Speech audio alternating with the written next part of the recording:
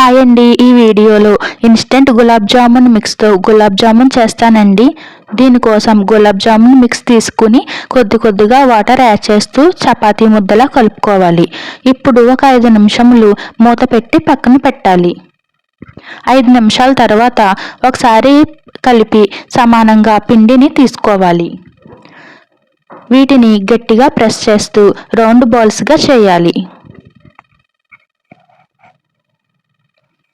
ఈ విధంగా అన్నిటినీ ప్రిపేర్ చేసి తీసుకుందాం.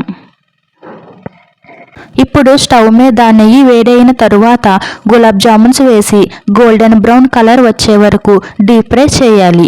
పాకం కోసం పంచదార, వాటర్ సమాన కొలతలతో తీసుకుని పంచదార కరిగే వరకు ఉంచితే సరిపోతుంది. కొద్దిగా యాలకుల పొడిని కూడా యాడ్ చేసుకోవచ్చు. ఇప్పుడు గులాబ్ జామున్స్ని పాకంలో తీసుకుని ఒక అరగంట పక్కన ఉంచితే గులాబ్ జామున్స్ రెడీ.